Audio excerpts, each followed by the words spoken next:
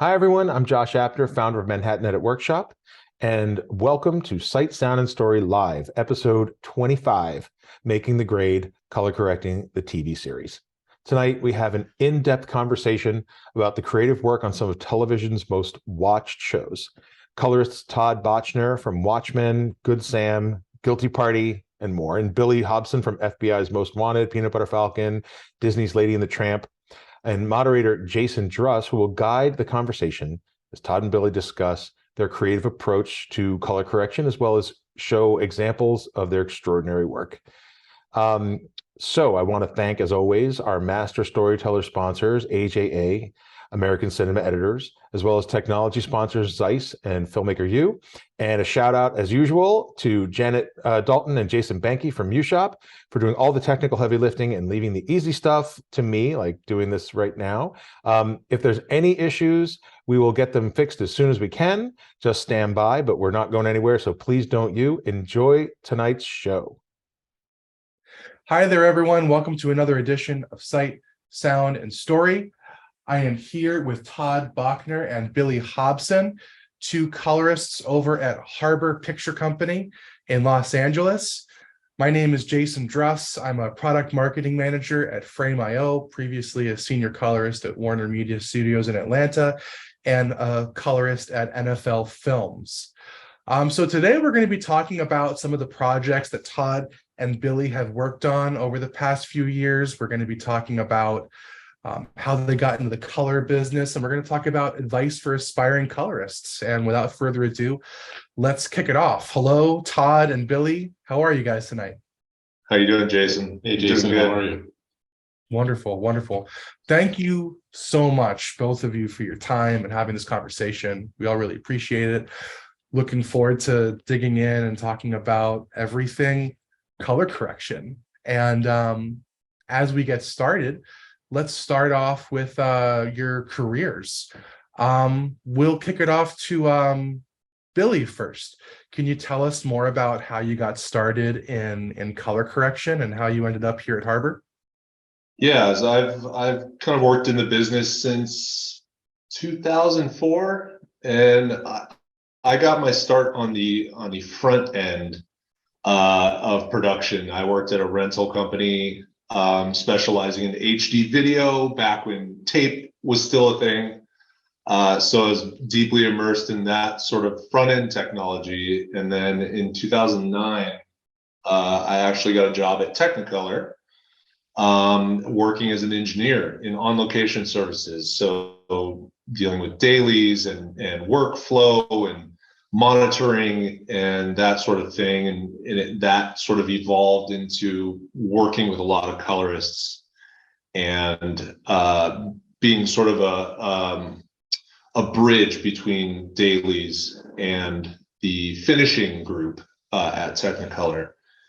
So I got to spend a lot of time in DI rooms, looking at images, hanging out with colorists, and eventually I just kind of got the bug to sit down and actually learn the trade of color grading. And there was one colorist, Mark Sachin, that actually I spent 3 months with him working on a dailies project, and that's where it really sunk its teeth into me.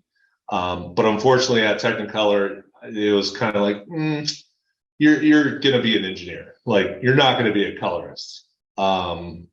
So I was like, all right, and I do a little project here and there.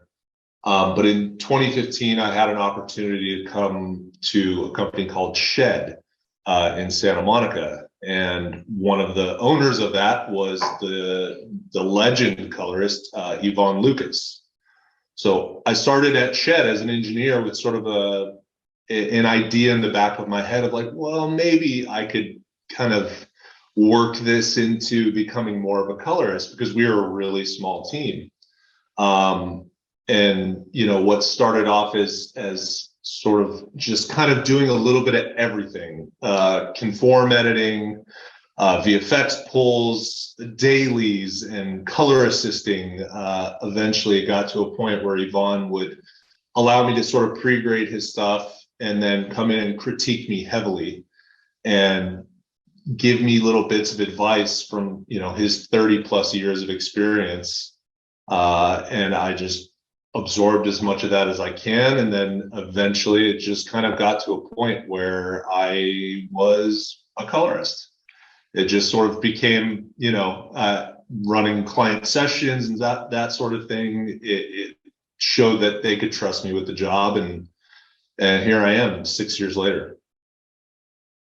That's fantastic. That's a really great way to really own your career and will the path that you want into existence. That's awesome. Yeah, I was incredibly lucky. Yeah, and a little bit of luck thrown in there. That helps too. Yeah. I'm sure it's mostly a lot of hard work though. Todd, how did you get started into in the post-production business and end up here at Harvard? Well, I was just finishing up film school here in Los Angeles, and I really wasn't 100% sure what I wanted to do. Originally, I wanted to go into visual effects, but back in the day, it was only up north at ILM, and you really needed to know who to talk to get you in. So I started literally driving around town, going to post houses here in LA to see if they would take an intern, while I was in school. And everyone looked at me like, we don't do internships. We can hire you, but we don't really need anyone at this point.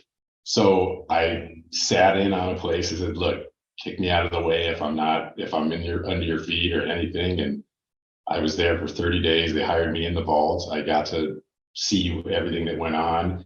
I started at night offline editing, just when there was no one there. I'd play with the gear. I'd try the online bay. And one day a colorist named Skip Kimball there said, hey, I think you'll like this. He does features. He brought me in the room, and I've never seen anything like this. He'd been in film school, telecine, where you put the film up and you transfer the film essentially, which is, old technology now. But yeah, I would sit in the room with him, assist him. When he would leave, I'd come back at night and put his reels up and just see how it all came together, see how you get those colors out of essentially, an IP. And I was very fascinated with it. I would clean his film during the day. We eventually moved to another post facility where I began assisting him even there more, but right away I went right into dailies because they were short dailies for a lot of feature dailies, film dailies. I really got into that pretty quickly, where you're just hammered with a ton of film every night and you just got to get it out in like 6 to 8 hours. So it's kind of a great opportunity to learn because you're just seeing how fast you could force this stuff through the system. After that, started doing commercials and music videos at nighttime, really learning, every day you're there, you learn. Like there's always a new knob, there's always a new way to create a color or a look, or, I say it's like Photoshop, because Photoshop is there's a million tools that you could do a million different things, but at the end, there's only so many looks you can get, but there's a lot of ways to achieve it. And you constantly are picking that up. After that, got into features for a little bit. Then TV really kicked it off pretty big. And this was probably 99, 2000. And then went to another facility and was strictly almost doing TV and finishing up music videos as that era went away, and primarily doing a lot of TV now. That's kind of how it came. Nice. It's really cool that you got to start under Skip Kimball at his desk. That's he's legendary. He's great. Nice. Yeah. And with both of your long careers, what are some of your favorite projects that you've worked on, starting with Todd? I mean, there's been a lot. Everyone is so uniquely different. Speaking of stuff that is relatively recent, I'll say Invasion was a fun project for Apple. Watchmen, Star Trek Discovery. There's a lot of stuff that really just sticks in my mind because you kind of have an open palette where you're designing the looks and styles for the projects, and they were a lot of fun. On top of that, there's many more, but those are the most recent ones that come to mind. Nice, nice. That's great. And how about you, Billy? Are there any recent projects that stick out? Yeah, I mean, I kind of agree. It's hard to pick just one because they each kind of bring, their own sort of unique set of circumstances and people with it. But I think there's like Peanut Butter Falcon is a favorite of mine. I absolutely love the directors, Tyler Nilson and Mike Schwartz. They're just so much fun to work with, and I really enjoy just when people come in with something really they're passionate about. That just sets a tone for a film. It's hard to beat that, and I think it's the same with the three TV shows that I'm currently doing. The trio of FBI shows. It's it's a lot of work. It's a grind. 66 episodes, hour-long episodes over the course of 8 months. But the people that are doing the show are just so nice, and it's super collaborative, and they place a lot of trust in me, and so do the five DPs across the shows, and that like makes it memorable. It's when everybody's just like really chill, and it's like, there's no finger pointing or anything like that. That's I would say those are my two most memorable. Although there's quite a bit. Nice. That's great to hear. That's a lot of TV. How many days do you get to do like one episode of FBI? It's 2 days per episode, factoring in that there's three shows and I don't want to work on weekends. It's more like a day and a half, per show. I'm fortunate to have an associate colorist, Andre Klein, working with me day to day. So he helps me with a lot of he kind of covers one show, and then I sort of supervise him on that, while mentoring him. So, it's like sometimes I can get done in 8 hours, upwards of 800 to 900 shots in an episode, and then you just kind of go through. But some episodes are more tough than others, and sometimes you kind of have to shuffle things around a little bit, and maybe come back to the facility after hours and do a couple more hours of work. So it can be a little daunting at times. I hear that. That is a crazy turnaround though. Still, that's a lot. It's great. Yeah. You brought a clip of FBI with you to play back, right? Yes. Nice, awesome. We should take a look at that. I think this is like an interrogation scene, correct? Yeah. This is from a recent episode of season 5. And this features two of the main actors. And it's one of the scenes that we see all the time, but it really gives a sort of good vibe of what the show's about. Good guys chasing bad guys, and sort of it's a very dark and sort of cold environment. It makes it feel dangerous. And yeah, I thought this clip would be great to show everybody. Nice, awesome. Well, let's go ahead and take a look. Great scene. Yeah. I have the first question that comes to mind is about TV color grading in general. A lot of people say that we're living in the golden age of TV right now, and sometimes TV shows and films are just indistinguishable from one another in terms of quality and tonality. And we all know that the rise of digital cinematography has a lot to do with that, and the quality of the TVs has a lot to do with that. But as a colorist, how are you able to get TV shows to look so cinematic? And is that where the target's moving towards closer and closer?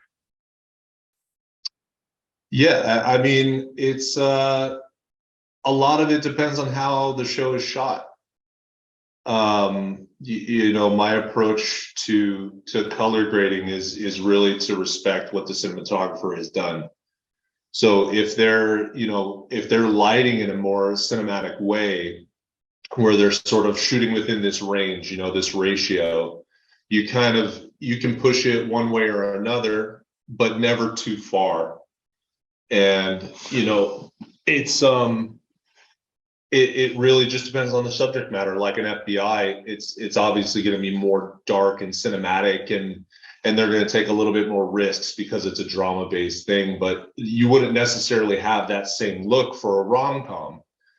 Something light and airy and with comedy in it. Sometimes it's almost like they want to always kind of be brighter and more saturated, but more and more, you get these sort of people who allow us and the cinematographers to take more risk, to go with a cooler, funky look, or do something that's very sort of like duotone with like warmer highlights and very cold shadows and that sort of thing. So I think there was a point that was reached where streaming got legitimized, and the HBOs and the Netflixes, and they're like, well, why can't we make a cool cinematic movie? And it's just not in a theater. What's the difference? It's sort of it was more a mentality that had to be broken than anything, of like, I think we've all heard it through the times of like film actors not wanting to do TV because they thought that was like career suicide or anything like that. And I think the powers that be, the people that make the sort of business decisions, allowed that line to kind of be erased in a way. Whereas like now TV is not something to be looked down upon by, the feature artists. It's just another medium to express a story. And I think that, that benefits all of us as, artists. It doesn't really matter anymore. It's just kind of like, okay, what's the story? What are we going for here? And you can kind of do whatever you need to do to tell that story. That's very well said. Very well said. I completely agree with you on that. And when it comes to, cinematic television and making really, really dynamic stories on TV from a colorist point of view, Todd is someone else that, really exceeds there and succeeds. Going into grading a show like Watchmen, Todd, what was it like to go into that show? What was the collaboration like with the director and cinematographer and some of the other key stakeholders on that show for HBO? Well, a lot of it, is based on a comic. So a lot of it was based loosely on that, but they wanted to create their own look. We did a lot of camera tests in many environments with the lighting, the fabrics, just to see how everything falls. With the costumes to see how they render. There's a very distinctive yellow mask that is throughout the series that it has to maintain true to the tone it was designed for. On another note, there's so many different pieces to that project. I mean, we're on the moon of Europa, we're in Vietnam, we have flashbacks, we have the Tulsa riot, we have a lot of different looks that we discussed, and then it was shot. The cinematography was just stunning. And taken to the next level in the color bay. We went back and forth on a lot of stuff, and I think we landed at a great place. But we do have rich shadows in night scenes where stuff will get buried in the shadows and someone will come out and just see their eyes, stuff like that. But again, the cinematographers were very keen on what they were shooting, which is huge. I mean, as much as we can do in the bay, most of it is dictated by the shooting, the camera style, the cinematographer, and especially the lighting. Because nowadays the cameras are so good, and they're so accessible to anyone.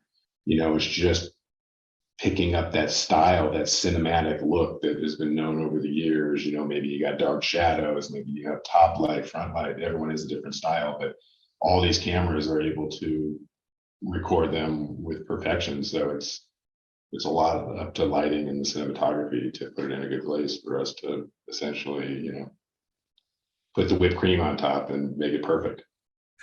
Put the whipped cream on top. That's a great way to put it. Yeah. Usually doesn't happen. Usually there's a lot more lifting than that, but that's the goal. If you shoot it perfectly, I mean, we could, but a lot of times, they're in run and gun situations. Timing is the biggest thing I wanted to bring up too. Big time, Timing allows you more time to shoot, more time to expose perfectly to what you wanted to shoot, and more time in the color bay allows us to, take it to that next level. So we're gonna take a look at the trailer for Watchmen that you brought as well. This is a stick up! Who are you? Who am I? If I knew the answer to that, I wouldn't be wearing a mask. There are people who believe that this world is fair and good. It's all lollipops and rainbows. We don't do lollipops and rainbows. We know those are pretty colors that just hide what the world really is. Black and white. Soon thou shalt save us, and we will whisper, no. We convinced ourselves that they were gone, but they were just hibernating. They came for everybody. Hold, please.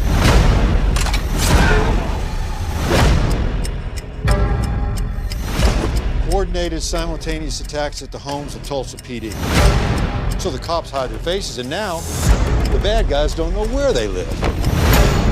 And who doesn't want a secret identity? Ta-da! People who wear masks are dangerous. We should be scared of them. Why? Because they're hiding something.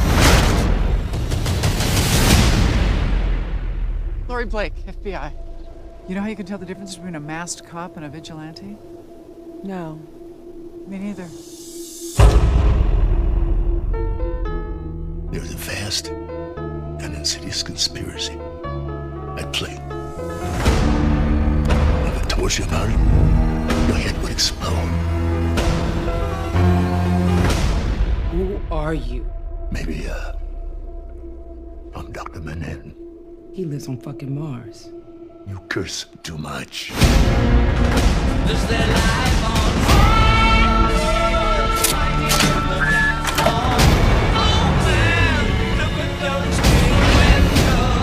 Oh, shit!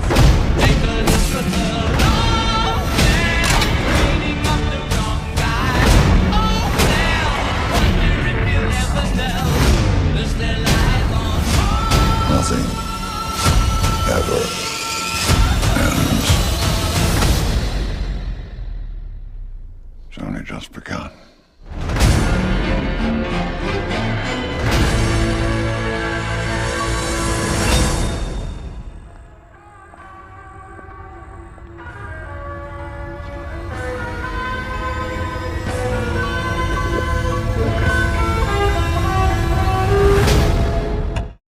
Yeah, that was a cool show.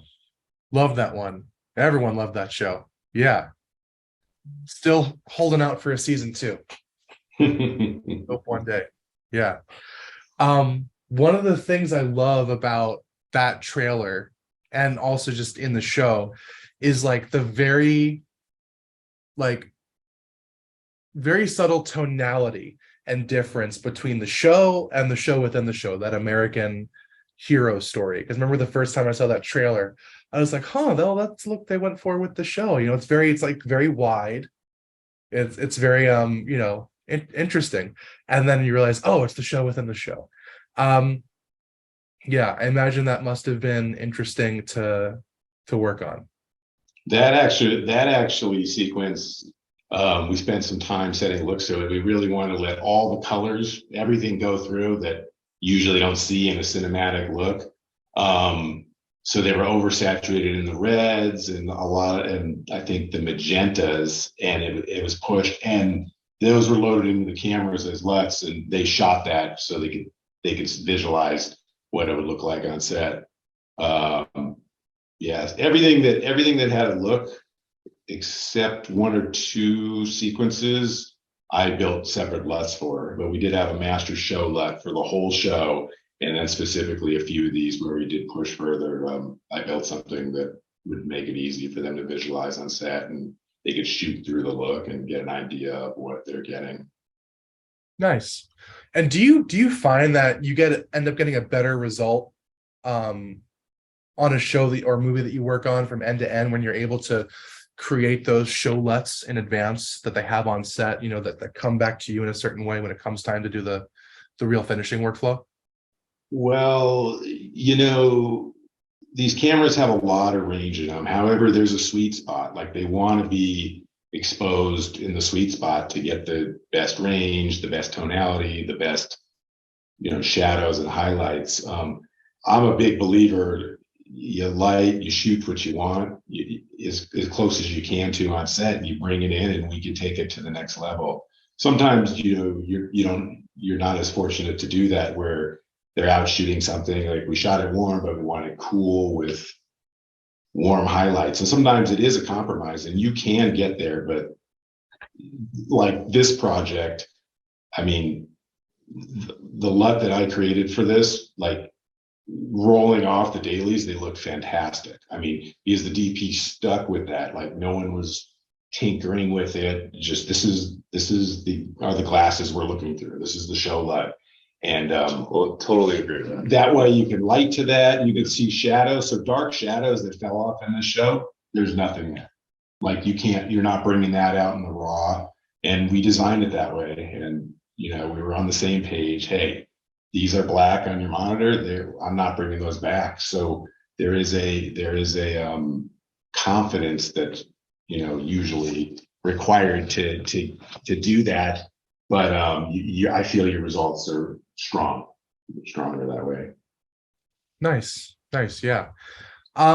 When it comes to working with cinematographers, and directors on shows, one thing that you've both mentioned so far tonight is essentially, serving the cinematographer. A lot of people feel, especially people just starting out as colorists, we have such a wide range of capabilities of what we can do in the box once we have the footage in our timelines. But I think we all think that the best colorists, our job is really at the end of the day just to serve the cinematographer, to serve the story, and to serve the visual department that was there on set, lighting and capturing the images. So my question to both of you, starting with Billy, is what can newer colorists do to better serve cinematographers and directors, and to make sure that their work serves the story? Yeah, I mean, I think, colorists in their own right are very important to the workflow of any TV show, feature film, commercial, etc.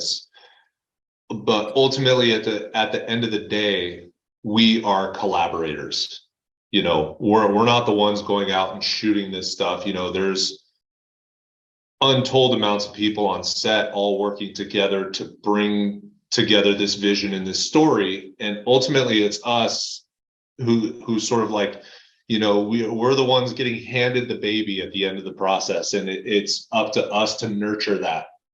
And anybody that I say to is, who's coming up in the world of color is like, this is a collaboration. It should be ego free.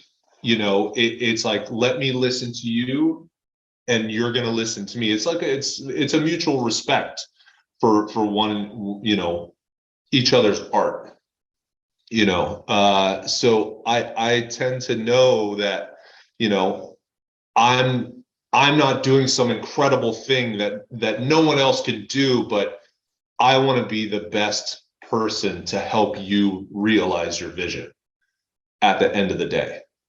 And I have mastered the tools enough to where you can trust me with your baby, that you've spent 20 days or 6 months shooting. So it's really about just being extremely communicative and open to ideas and always, you know, just letting your ego take a step back and just doing whatever you can, you know, having fun, trying new things, and just constantly working together to get the best product out of the door at the end of the day. Yeah, that's really cool. We really do have like a special responsibility at the end of the day, being one of the last people to touch the project before it goes out into the real world. But it's really worth it when you get to see the look in a client's eye or a director's eye when they see it all come together and they see the final looks and they see the shots flow seamlessly from one to another, and you see the look in their eyes as that happens. It's a special thing. It's one of like the best parts of the job, I think. Yeah, I've had clients cry. Like, you know, Yeah? like, you know, especially more, you know, young in their career, you know, and they're not used to these processes, and they're used to just like slugging it out on their own. But then they get to a level where, you know, they get to use the professional services, and they come into a theater and it's up on the big screen and it's all color graded nicely and it's got the beautiful sound, and, you know, it's moved them to tears where they're like, this is just like, you're sitting there helping them realize their dream. And it's you know, that's a special moment. I absolutely love those moments. That's really nice. That's great. Well, that's the high bar to set right now. So, Todd, how many clients have you made cry? Me? Just kidding. Just kidding. What, in a happy way. None. Yeah. So for Todd, you've worked on some other really awesome shows like Invasion and Star Trek Discovery. And I think those were both mastered in 4K HDR, right? Well, Discovery we master in HD, and we do an HDR version after the fact. When we're creating the SDR version, everything is ready, is preserved to go nicely into HDR. And Invasion was an HDR primary project. The master was HDR, and we extracted the SDR out of that. Dolby Vision. Nice. Dolby Vision. That's awesome. What's that process like for you now? And when you know, knowing that like story comes first and you pick the right format for the right project, but what's it like having that extra range? Does it add an extra component of storytelling to the colorist's role, as we're the ones that are there, you know, tweaking the specular highlights and, you know, making really special decisions about shadows, things like that? Well, it can. There's a lot of range in HDR. I mean, everything you can imagine in a digital negative is all there. It's honestly putting it into a range that's aesthetically pleasing for the project or for the eye, because you've seen HDR images on your phone and stuff, and sometimes it looks like, oh, it looks a little silly. There's no rich shadows. Everything's just there. And, you know, when you're telling a story, I feel most of the time it's not designed to see into every shadow or to see every inch of the image. A lot of times, you know, we want deep shadows.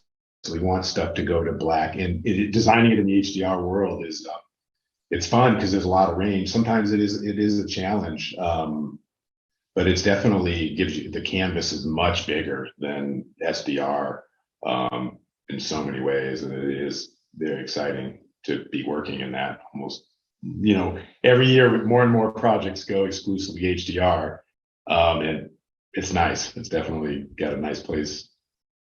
Nice. And how bright is too bright? Are we going to get to that 10,000 nit number someday? And if so, like, is that even healthy or good for us? Like, what you know? Well, I'll tell you on my end, most of the mastering is done at 1,000 now. I'll agree. Some of it's preserved for 4,000. And how many of your clients are actually going to 1,000 nits? That's what I'm going to say. There's hardly anything that lives at 1,000. Even like a lightning strike in the middle of the night, that's not even going to 1,000. Maybe it is. It's completely manageable. You can design where you want to put that. which is great.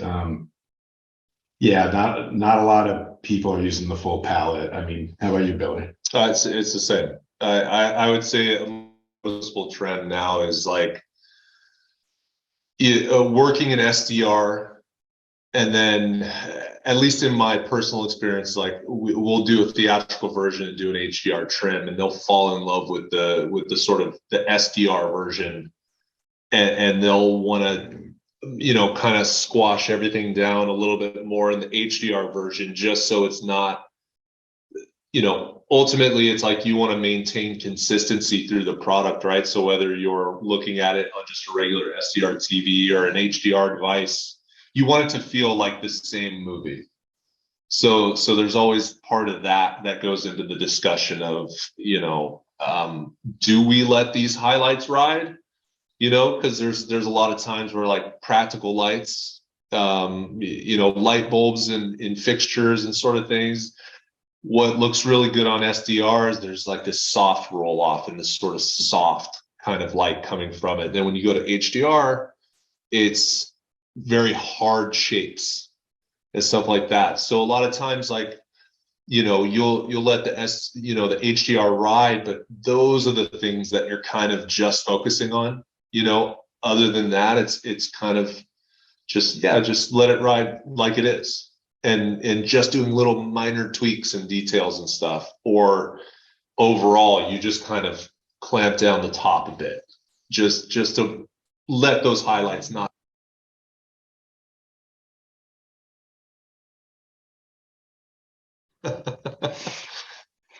We're having torrential rain here in LA, and I just got a flash flood warning. Yeah. Oh, wow. That's so strange. Yeah. That's rare. Very rare. Yeah. Yeah. Crazy. Well, I hope you guys are able to get home safely. I'm sure you will be. But before we go, I did want to ask both of you, you know, being a colorist is one of the most sought after jobs in post-production, and it can certainly seem like, you know, one of the most glamorous jobs in post-production sometimes. So for all the folks out there hammering away, trying to figure out how do I break into this industry inside of the post-house system, outside of the post-house system, starting with Todd, what do you think is the best thing that a young budding colorist can do to break in? You know what's neat nowadays? The equipment, the cameras, everything is much more attainable than it was years ago. My recommendation is, if you really, really have a passion for it, just sink your head into it, spend more time with it, you know, crafting your looks, look at other projects and try to design that, you know, looks to the footage. I mean, I was telling Billy this earlier, like, every day I learn something new, because we deal with different footage every day. But rarely is it the same footage. And if it is the same set that you're dealing with week to week, sometimes it's a different cinematographer, sometimes it's different lighting. So all these challenges just constantly come at you, and you figure out how to work with it. And that helped me grow tremendously. Just experimenting, learning how to make things look proper, then everything just kind of comes. The looks, the styles, they come with that knowledge based on a properly graded and shot element. I mean, sky's the limit, but I'm always learning. That's the most important thing I could probably tell you. Yeah, that's good advice there. I would follow that. How about Billy? What advice do you give to the young colorist out there who wants to be in your shoes someday? It's the same thing I tell all of our color assists and junior colorists, and is just grade. Doesn't matter what it is. If you have a friend who shot a commercial for their local hairdresser, if it, you know, a film where somebody comes to you like, I need somebody to do this, like, just say yes, because more often than not, you're not going to learn, you know, grading the Roger Deakins and the Bob Richardson, you know, shows of the world, because they are masters at what they do. And it really takes very little to learn, but you get this depth of knowledge by working on footage that is not perfect and that is sort of all over the place. And that's where you really learn what tools work and what don't, and when something is overdone or when it's underdone, because it's like anything we do, when you get a shiny new toy, you want to twist all the knobs and you want to go ham on it, whereas with experience of working on just anything you can, you learn how to pull back a little bit. You learn how to be reserved in what you're doing to the images, rather than just going crazy for the sake of going crazy on an image. It's sometimes subtlety is the best thing. And I don't think you could learn that by sitting in a room with me or Todd, or, watching YouTube clips all the time. It's just get in there, do whatever you can. Just spend as many hours as you possibly can in doing it. And in that process, you'll also build connections with people. And then that sort of at a certain point becomes exponential. And then, the rest is history. Exponential growth is a really important part of the process in early careers, I think. There's a point where you're applying for jobs like crazy. And then one day you wake up and you look around and you realize that you haven't applied for a job in a year. Yeah. And that people keep emailing you and you're booked and then you're overbooked. And it's like that Talking Heads song almost, is like how did I get here? How did I get here? How did I get here? Yeah. At least when you're on the freelance side of it. And my mentor, Chris Pepperman at NFL, would sit down and he would always tell me, like, when are you finished a painting? And he would always say, when you decide that you're done with it. And it's on you to decide when done is done, and to move on to the next shot, move on to the next show. And one of the hardest parts, at least for me when I was coming, was figuring out that point, right? And to also to take a break and walk away and come back. But yeah, it's been such a pleasure to be able to speak with two such accomplished colorists at the same time at one of the best post houses. Really appreciate both of you taking the time to talk to me today. Where can people reach out if they want to learn more about you and your work? Well, we're at Harbor in Los Angeles. They could reach out here. Yeah, so they could go to Harbor Picture Company's website. I'm on Instagram at Billy Hobson Color. They can always reach out. I'm a very chatty individual. I've had many people reach out on, they'll DM me on Instagram and ask me questions and advice, and I'm more than willing to hand out, because I used to be there at one point. I know what it's like to feel like I don't know what I'm doing. I feel lost, and so I try to pay that forward as much as I can.